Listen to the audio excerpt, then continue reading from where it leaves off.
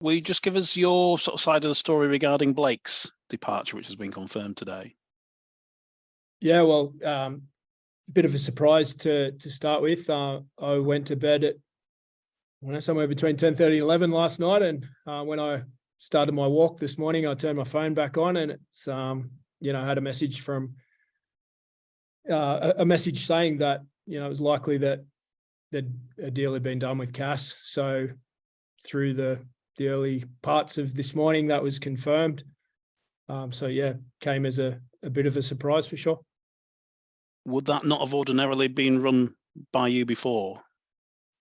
I actually don't know all of the process that had happened there, but at this point in time, close to the transfer deadline, if a decision had been made, I was supportive of that. Once I was briefed on it, 7, 8 o'clock this morning. So obviously it's a decision that's been made higher up. How much of a catalyst was that video that surfaced yesterday? I'm not too sure of video, but I know there's been some stuff on social media, but I'm not familiar with all of the ins and outs of that stuff, so I couldn't really comment. Where does it leave you in terms of halves then at the moment? Well, the other, it sort of comes in clusters. Generally, bad news that Richie Myler is going to be out for an extended period as well. He's sort of it could be season ending, could be sort of 6 to 10 weeks sort of time frame. So with those, sort of sudden situations that come, back to back, we've got some kids there that are looking to step forward. Morgan Gannon will be back in the coming weeks, and we've still got a day of the transfer window left. So, so much has happened in the last day. So let's see what happens there. Are you actively seeking a replacement for Blake in terms of transfer?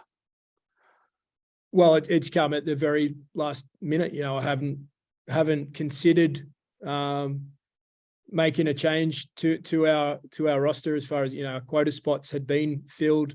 There'd been no intention to change at this point. We were very committed to the squad that we had, but now the circumstances of Richie's injury and Blake's movement, that we are gonna have a quick look and see what becomes available. Is there much out there at this late stage?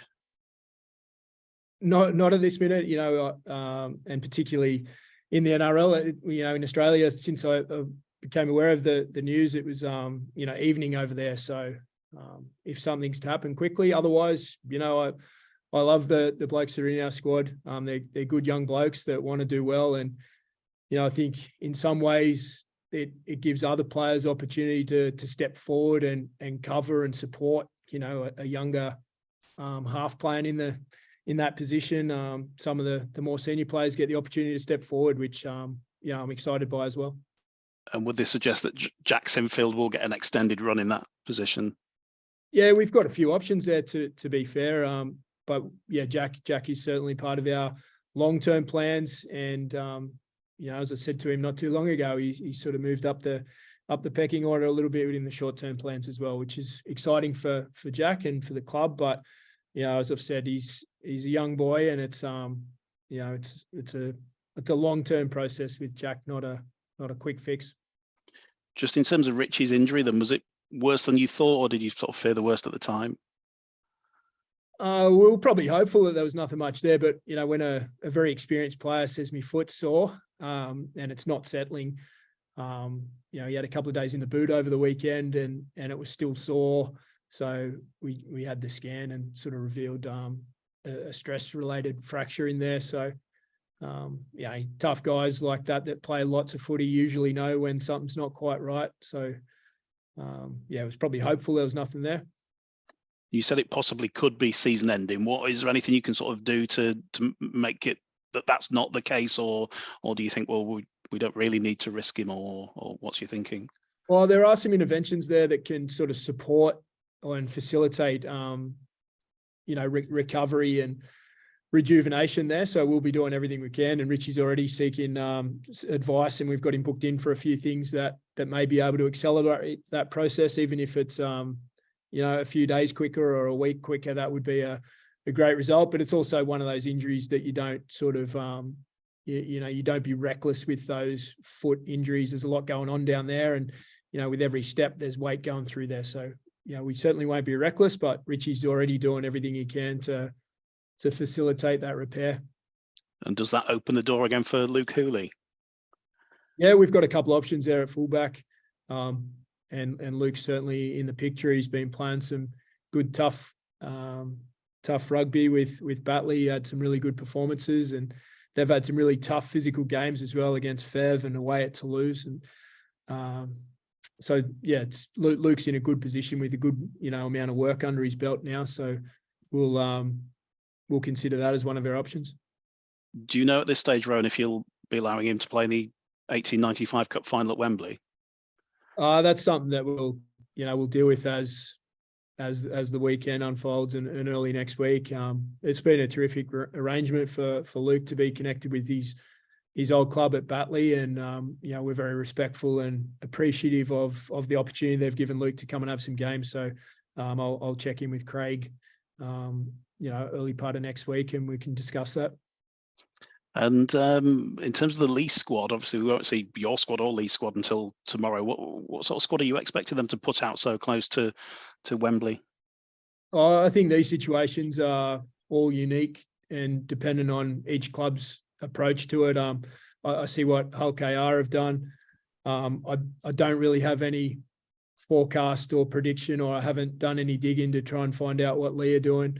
I know they've commented publicly that they've got a small squad, but they seem to have had a few players back from injury, and they've added Gildart to the mix. So they're going to have a strong team on the field. That's all I do know.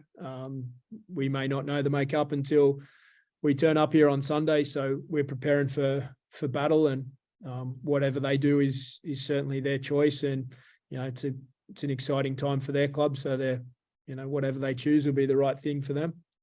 Just lastly for me, there's obviously still a lot of points up for grabs, even though we're sort of in the home straight now.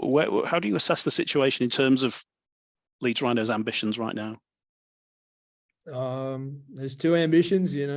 Every day we all wake up with the ambition of making the playoffs and then having a go at it. But the more immediate one is getting that ball rolling. The only way to make the playoffs is to play well regularly, and that has to be on Sunday. And a good performance gets us a result most of the time. A very good performance for us gets us a result every time. So that's what we're striving for. Obviously, on the Blake Austin thing, you said it was a surprise. Can you explain to us why it's happened? What the reasoning is behind his move? You'd have to ask Blake why he's moved. That's not for me to discuss. It certainly hasn't been. I had no part in the negotiation, and by the time I was engaged in it, it was well down the path.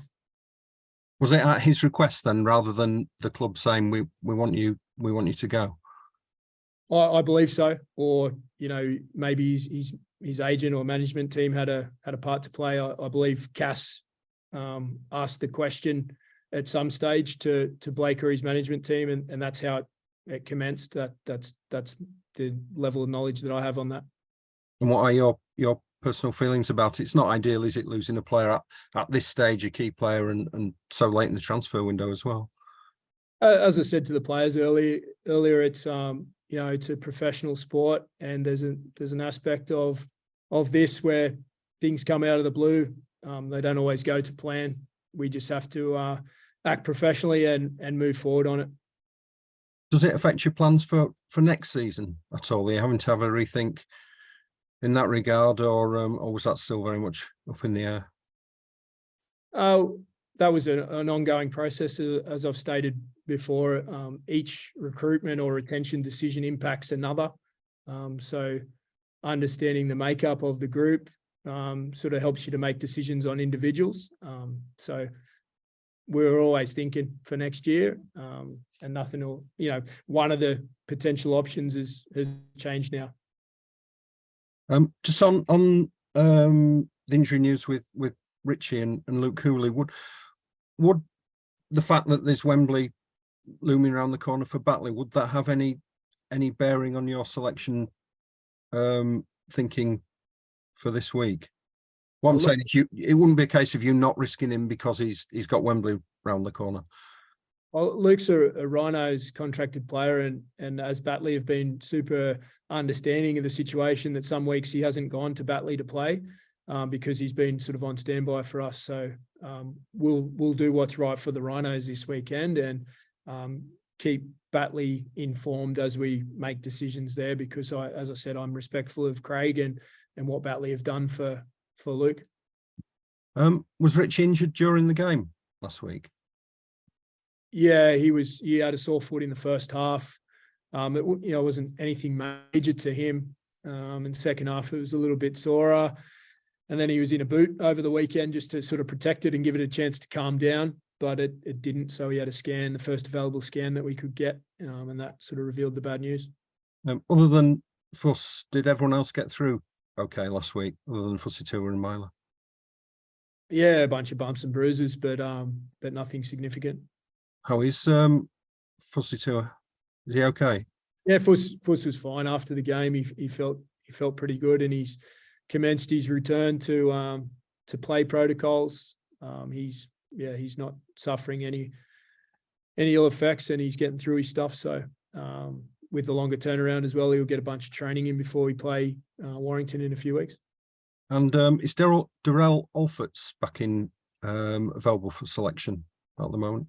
Yeah, he'll be back in the mix. He had a calf injury and then he had illness last week, so that sort of held him back a little bit, but he's back flying now. And sorry, last one from me. Alfie Edgell's been in the squad a couple of times.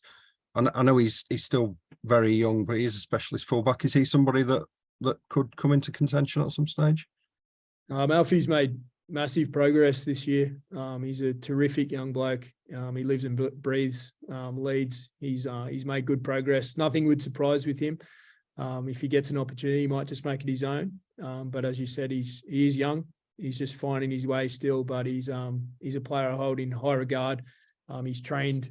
I think he's missed a session since he started at first week in November. He always plays. He always trains. Great kid, and let's see what he can do in the future. Did Blake decide to leave because he hadn't been offered a contract by Leeds?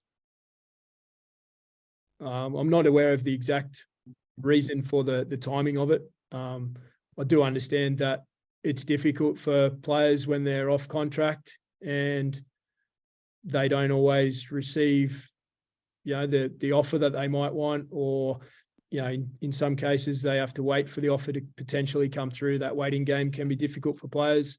I think all of us as coaches and players have been in that position at some point. It's difficult.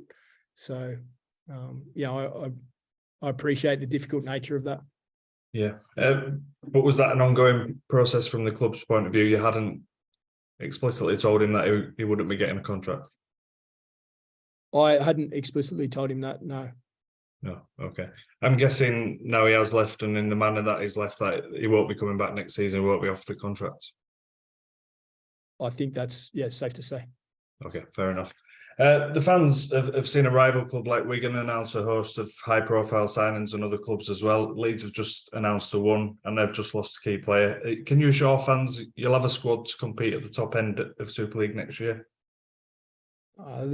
There's still lots of time for further additions, and as I've stated previously, we've got a lot of young players that are improving as well. So some of the recruitment has already been done. We're aware that there are some spaces to add to in time, but it's very important that we make the right choices there to support the growth of our young players, to make impulsive signings to appease other people is not the way that we'll be going about it. And in time, we'll have other announcements, I don't doubt.